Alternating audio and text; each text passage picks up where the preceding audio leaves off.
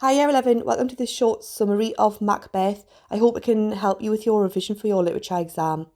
So the play opens with three witches. Every time they meet in thunder, lightning or in rain. And the next time they meet together, they're going to be meeting with Macbeth. Then we move to the battle scene, and Macbeth has been heroic and valiant in this battle. He is fighting for King Duncan, who he adores and who he serves very honourably. King Duncan calls Macbeth brave and often refers to him as worthy cousin. Another adjective to describe him in Act 1 is noble. King of Cawdor is killed, and that means that Macbeth can get a promotion. King Duncan tells his men to go and find Macbeth to tell him of this news. And then the play moves on and changes setting. We are first introduced here to Macbeth with his best mate, Banquo. They're on their way home from battle and they don't know anything about what King Duncan's just told his men. The three witches turn up in the middle of this heath, this open place that Macbeth and Banquo are walking through. They tell Macbeth he's going to become Thane of Cawdor and a king.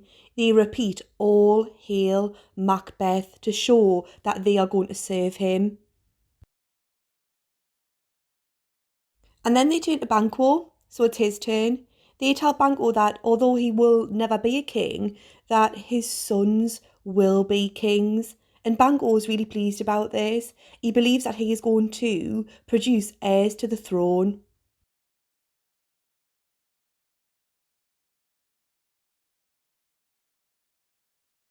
And here you go, here's some little baby Banquo kings. Now what you must remember is that man is supposed to love his king because the king has the divine right from God. So Duncan loves Macbeth, but Macbeth should love Duncan. He now sees King Duncan's heirs as steps to either fall down or to overleap and overcome. So he's starting to think that he could usurp King Duncan.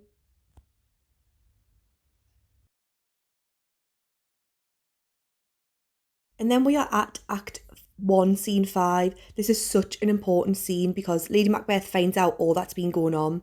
She's worried that Macbeth hasn't got it in him to kill the king. She fears that now he has it all, he's too weak to take the next step to gain even more power. Lady Macbeth worries that her husband is too kind. So to help Lady Macbeth gain power, she calls on evil spirits and she asks them to unsex her, meaning that she wants to lose her weakness that comes with her femininity and to become more masculine and strong. Ultimately, to get power, Lady Macbeth relies on her husband due to Elizabethan context. She needs a man to get her the crown to allow her to sit on the throne. And then we move to Macbeth's castle, where King Duncan is invited to stay the night.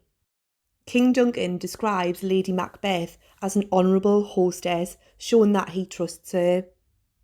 She makes out that she's gone to such an effort to make her castle as welcoming as possible for the king and his kinsmen.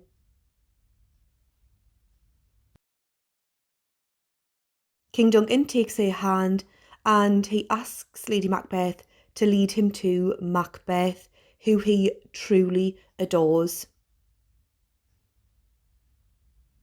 And then we move on to Macbeth by himself. He starts to doubt whether or not he should kill the king because he trusts him. Macbeth attempts to tell his wife that he is not going to go ahead and kill King Duncan.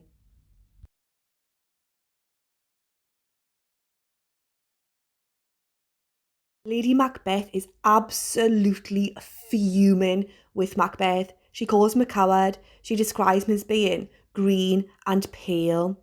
She questions his masculinity in order to manipulate him to reflect on what she wants, obviously forcing him to kill the king.